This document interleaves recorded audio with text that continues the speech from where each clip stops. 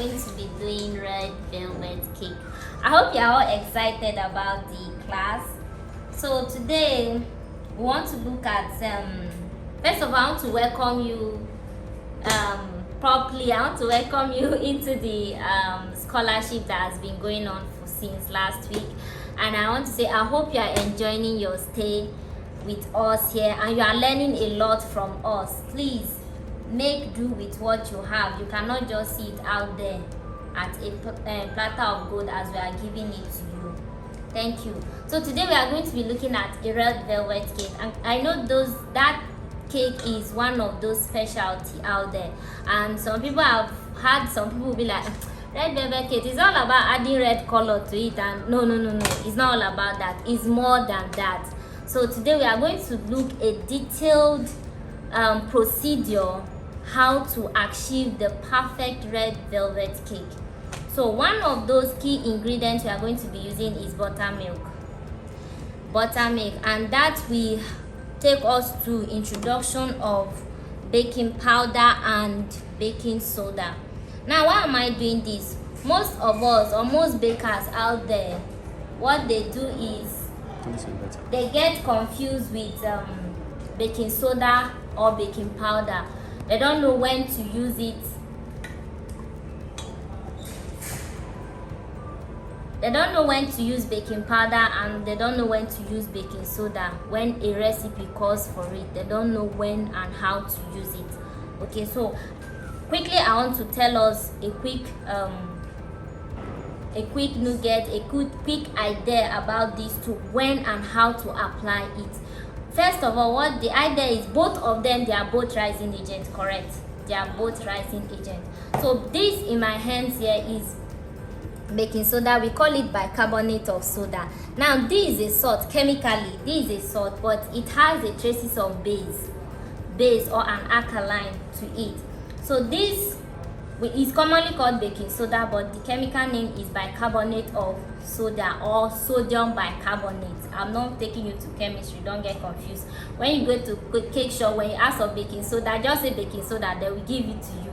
Yes, so this content, you are only to use this particular ingredient when a cake calls for an acid, or when a cake has an acid in it. Now again, don't get confused. Am I using acid to bake? Yes, but you do not know. Now when you are baking a cake and they require you to say you are using a lemon juice or a lime juice, or you are using yogurt, all those things, they have acid in them. That's why I said you only use baking soda when you are having an acid content in that recipe. So when I say an acid, that means that's your lemon juice or your yogurt or your lime juice that you are using, it has acid in it. So you only use this when you are using either lime juice or lemon or yogurt to bake. That's when you have to use this. And again, one of very big effect or advantage of having this baking soda in our home is this. Most of us suffer from ulcer or heartburn, like we call it, every layman calls it out there. They suffer from heartburn diseases, they suffer from heartburn. This baking soda, studies have shown that when you have it at home and you are suffering, or you have an early symptoms of that acid burn in your stomach, do you understand me, or your chest, you can take this, just a half teaspoon in half cup of water. I'll show you all of that. I'll show you the measurement. You use this half teaspoon in half cup of water, you dilute it and you drink. Now that is a first aid treatment. After that, that is just to calm the burning effect within you at that moment. So when it has subsided down, you can please see your medical personnel after that. So this is just like a first aid treatment, okay, that this can help you with. Now this has like I said before, is a salt, and it has a traces of a traces of alkaline or base. Now how does it act with lemon juice or yogurt? I said it has acid, isn't it? Now because I said it is a salt and it has traces of base or an alkaline, what it does is this: when alkaline reacts with acid, what does it do? it produces carbon dioxide. Now this is what it does to your baked goods or your product that you have to produce. When you react both of them, there's these bubbles you see. Those bubbles you see is a reaction of what? That is showing that your carbon dioxide is being what? Is going out. And when you now start baking and there is a content, there's liquid content, what it does, and when you start baking, let me put it straight so that you can understand. When you have mixed it with your acid, when you have mixed this with your acid, you see bubbles. That bubbles show that carbon dioxide is being released. Now, to fasten the rate of that carbon dioxide, what you need to do is apply heat. Thereby, when you now send your product inside the oven and there's heat, what happens? That's what causes your increase in your cake size, making it fluffy, making it soft, making it bounce whenever you press your cake. We are going to do all of that, so you will see the effect of this baking soda. So also your baking powder. So the reason you are doing this is this: you are only having this bicarbonate of soda or baking soda. That's just it. Okay, now let's move on to our baking powder. Now this is the product we have here. We have different product of baking powder out there. Now this baking powder, it contains this. What I mean is this baking powder, it has bicarbonate of soda inside mixed here, and we also have little dry acid inside here. So that is why when a recipe calls for baking soda, you do not see them saying, you at the end you now see them saying use of buttermilk or yogurt. No. Do you know why? Because this has only dry acid. What it needs is you dilute this with water and that's it, or you dilute it with liquid and it will start reacting. Unlike this one doesn't have any acid at all. That is why you are adding an extra acid to what? To your products that you are producing. But this one, it doesn't have it, or it doesn't have, it has the acid already but in dry form. So you need a liquid to react this with, and then the reaction is going to what? Take place. I recall what I said earlier. Both of them are rising agents. They make your goods, the end product is still the same. This is going to release carbon dioxide, thereby making your product to rise, bringing in air and making what? Your cake or whatever you are making, your cookies, your bread, everything to what? To increase in size or double in size, like most people say. So that's that for baking soda and baking powder. I hope with this little knowledge, from now you should be able to know when to use your baking soda and when not to use your baking soda. Thank you for that. So we'll quickly move on to our ingredient is all ready here. So here we have our flour. This flour is 315 grams. Now don't get confused. This is the scale we use. This is the scale I use. Okay, I don't normally encourage using cups when measuring your dry ingredients. I don't. So to get an accurate measurement, you use a scale like this. Any scale like this is okay. So this is 315 gram flour. This is our sugar. We have 300 grams of sugar, and this is our cocoa powder. You can get it in any cake shop. This is just half teaspoon. And then our salt also here, we have half teaspoon. Then we call this red velvet blend. Red velvet blend. This is from here I took this. So when you get to any cake shop, you can ask of this, you get it. If you don't have, you can still use your red food coloring. It's fine. So this is the dry form. This is what we give our color red. And then this is our baking our baking soda. Now we are going to be using buttermilk. Why? Because we are using baking soda. I've explained it earlier. But right here we have just milk. Now I'm going to make our buttermilk so that we'll all see. Now to make your buttermilk, in every 1 cup of milk, what do? You add 1 tablespoon of vinegar or lemon juice or lime juice to your milk. At the end, that is your buttermilk. So it's not difficult to get. Don't say, where will I get buttermilk? You can make it at home, and that's what I'm doing right now, or we are doing right now. So these are 1 cup of milk. I'll just add 1 tablespoon of vinegar. You allow it to sit for some time, and very soon you are going to see the reaction, how it's going to look like. Now these are white vinegar. You can use your lemon juice, you can use your lime, or you can use yogurt. If you want, you can get any unsweetened yogurt. It has acid, you know. Yogurt has sour taste, and whatever that has sour taste, that sourness, it's saying that it has fermented, and whenever fermentation has taken place, there is an acid. So we are going to see the clotting very soon. Now I will add another 1 tablespoon of vinegar. Why am I adding it? That is for the preservation of what? Of the cake. This act as a preservation. Even what is it called? Your lemon or your lime juice, they also act as preservation. Preservative. Thank you. It acts as a preservative. So you don't need to add extra like sorbic acid is a preservative on its own, so you don't need to add that. So this one is to preserve the cake. The one I've added there is just to make a buttermilk, so I'm going to add it to it again. So that's that. So now these are buttermilk. Now here we have our 2 eggs, and then this red velvet is oil based, so we are going to use 1 cup of oil. Now this is the measuring cup I'm using for my oil. Remember, this is for your liquid, but I'm using this for what? For the oil. So whenever you want to measure your milk, please you get a measuring cup. We use this for liquid alone. So I'll just get this done. Measure my 1 cup. Now you can use any vegetable oil, you can use any flavorless oil, but that are low in cholesterol, or there's no cholesterol at all to eat. So very nice oil. You can use almond oil, olive oil, any nice oil.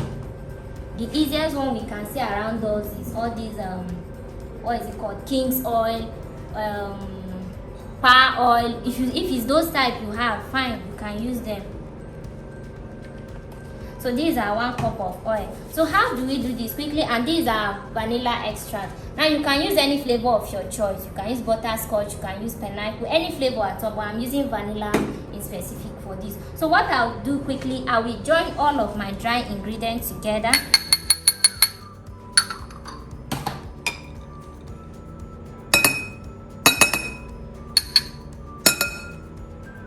So after joining them, I'll now sift it, so that all the ingredients, they are going to incorporate together.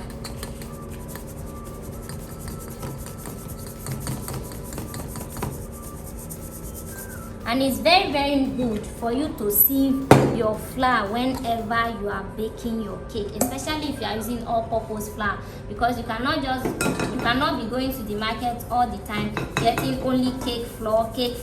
What about if you now want to make bread? What do? You go and get bread flour, isn't it? That's with the present situation of the country. So this is a way of we are incorporating air into your flour, thereby increasing adding more air to your flour. Because you have added more air to your flour, your cake also will come out a very fluffy. So what we do is, first of all, we are going to pour in our oil, and then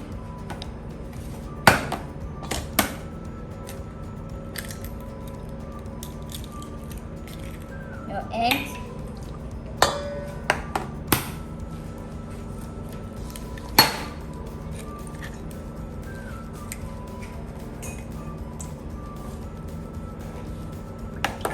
and then your sugar, and then we whisk.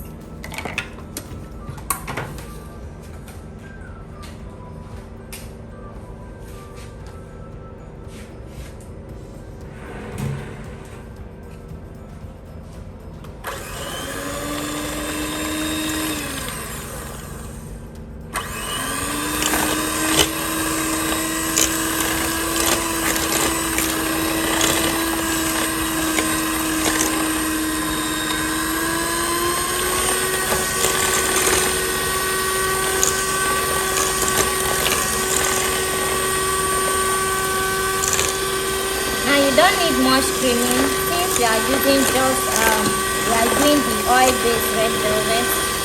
You don't need more screaming.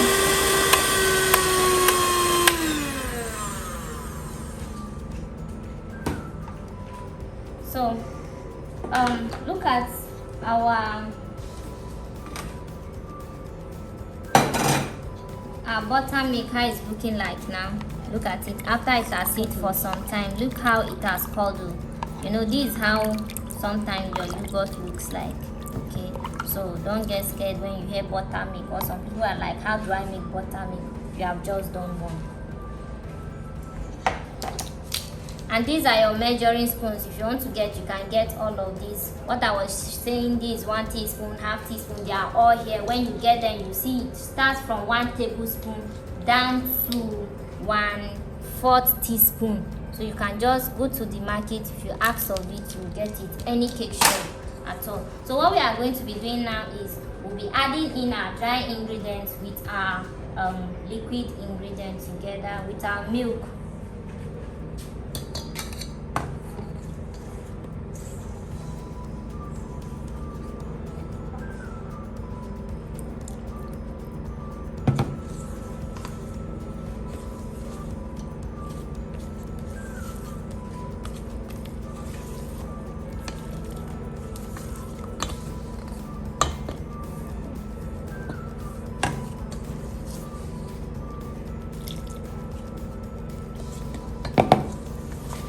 Fold whenever you are mixing your cake with your hands. You fold it. You don't just turn anyhow, like maybe when making amala now. No. You don't move in 360. You fold.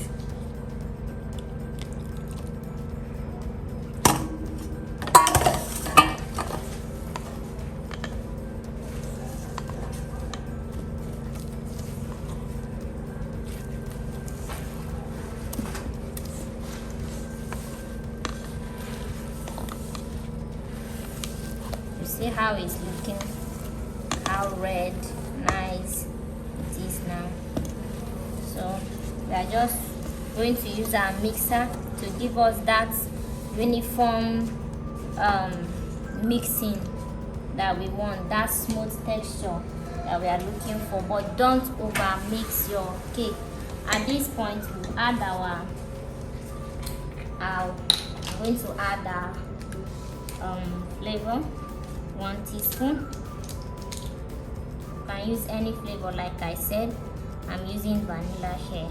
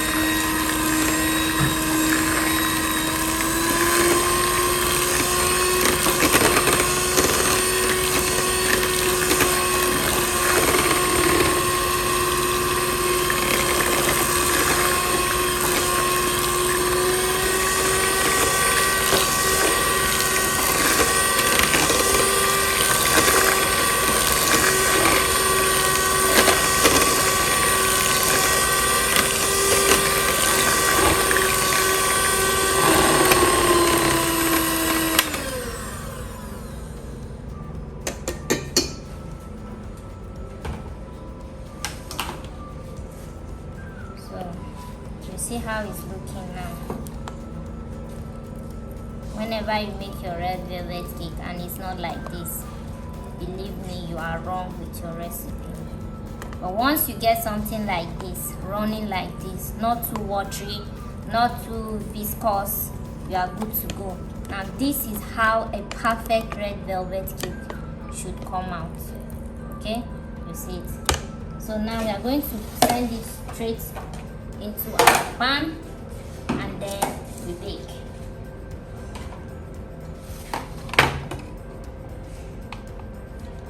Now you don't just use grease your pan with butter and bake.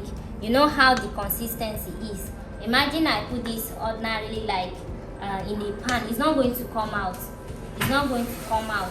So that's how we line it. I lined it with what? A baking paper. We call this parchment paper, or you can call it baking paper. It's not difficult to get. Any cake bake shop, once you get there, you ask for baking paper or a parchment paper, you can easily get one. So all you need to do is cut it to the shape of your pan and line them up. Now you must grease it with butter, small, a little, or oil, so that this paper can, stick to the pan. So these are size 6.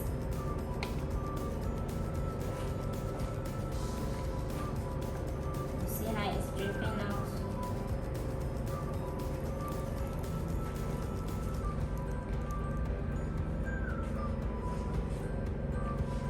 So this is it for our size 6, 1 layer. Now, of course, cake loaf, I must have one. So this for our cake loaf, our red velvet cake. What's the measurement? For the measurement I use for my size 6, I normally use 700 to 750 gram butter. Now when you have mixed all your ingredients for your cake, at that moment, this is not cake for now, please. This is not a cake for now. This is a batter. This is red velvet batter. So whenever you mix a cake, whenever you have a recipe and you're making cake, you have a content like this, we call it batter. But once it has entered the oven and it comes out not looking like this again, at that point we can now call it cake. Thank you. So this one, the measurement for my size 6, I normally use 7 to 750 gram, okay, for a layer of red velvet cake. So then this is my loaf cake. It's just small. I'm just turning the remaining part. After getting my 750, I'm turning the remaining one here, and this is giving me about 500 grams.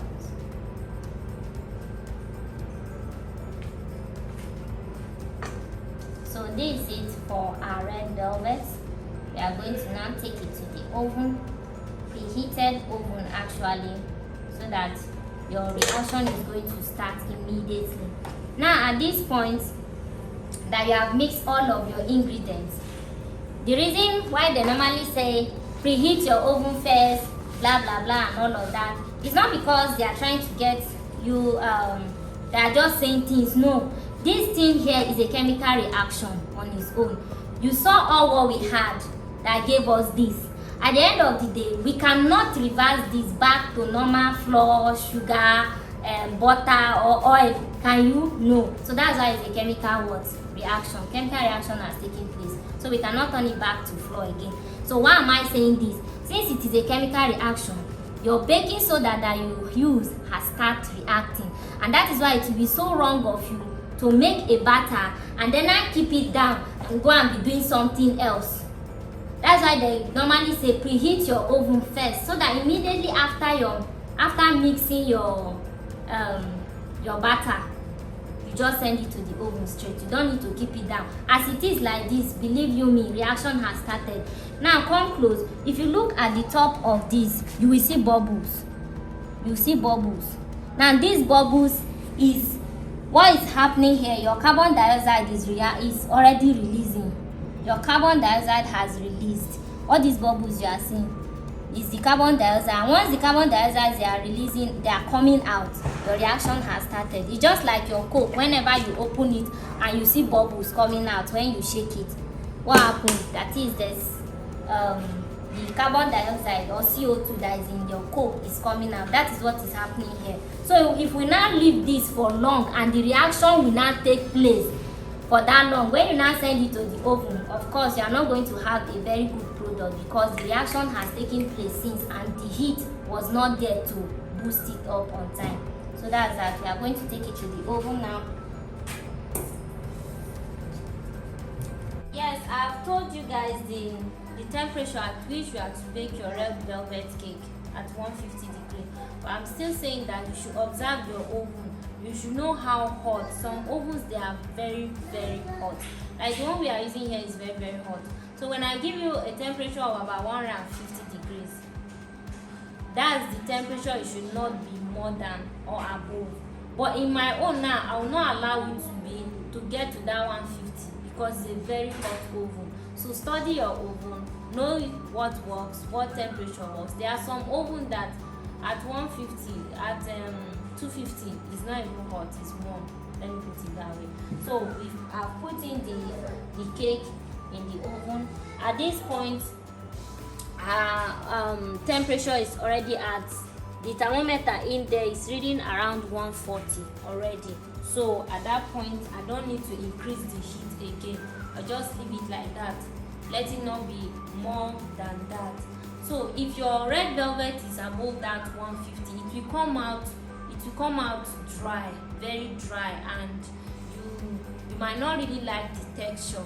That's why. And the outside might get cooked, but the inside will not be cooked, it will not be baked. I've seen some posts where people will be like, my cake, it has started burning and it has not, the inside I'm still seeing water, it has not cooked and all that. What happens to such things, or what occurs in incidents such as that is because your oven temperature is just too high.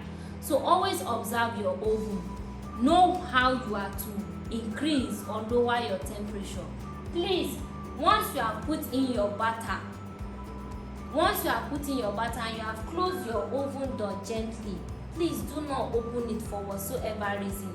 Some of us, we are too anxious, like we want to see what we are baking, how it's coming out, and then frequently opening the oven. What happens? You allow air to enter once you open it at that point, because at that point, once the heat in the oven has hit your goods, your batter that's in there, what happens to it? Reaction will start taking place. Your baking powder will start expanding, thereby causing rise or increase in your batter. So at that point, if you now open your oven at that point, what happens? Air will now enter.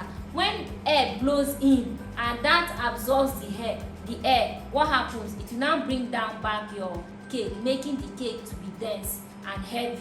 So it's not going to be as fluffy as you think it is.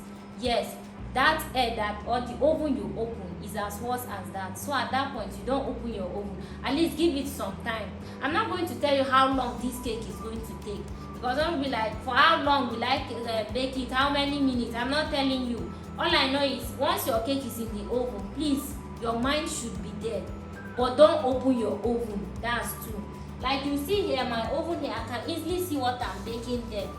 And some people will be like, what about my own that I cannot see what is baking? Okay, fine. If you cannot see what you are baking and you want to make sure, you want to know how your stuff is going on, and you know how your oven temperature works, after you have put in your batter, like give it like 15 to 20 minutes. 15 to 20 minutes. If you now want to check, this is how you do. It's like peeping. You know how thief used to steal and then they'll peep? This is what you do to your own. Oh my god. So what you do is this. You open gently, you peep, and then you close quickly. You close it back. So that means your work, it has not affected it. So that's how you do. Don't bang the oven door, please. When you bang it, what happens? Your cake is going to shake. And the level that it has risen to, what happens? It will drop again. So those are one of those faults in cakes. We have faults in cakes a lot. So that's a class for another day. So that's all for now. All we need to do is to wait for our cake to get baked. Maybe like after 20 minutes, like I said before, you now check your oven, you now check your cake. Is it coming out nice? Okay, fine. You now close it gently. Maybe after 20 minutes, after like 30 minutes, depending on your oven, you now bring in, you can now confidently open the oven and then put in your skewer or your toothpick. Once it comes out clean, or when you touch the top of your cake and it's not coming to your palm, that means your cake is cooked. So that's that for now. What we do, we allow this to bake. Okay, so when you bring your cake out from the oven, you bring it out immediately.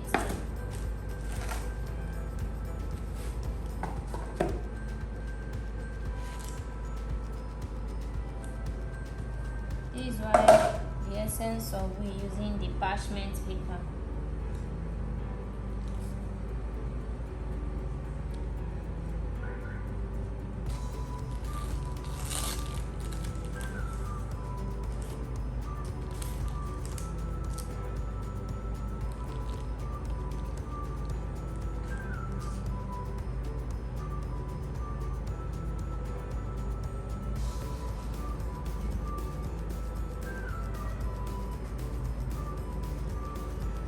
place it on. Although it's still very hot, it's very hot, you just brought it out. So this is your red velvet cake. See how it's looking? You see? It's coming back to its normal size. You see, this is the fluffiness I'm talking about. So this was as a result of your baking soda that you use. So that's that for our red velvet cake. Thank you.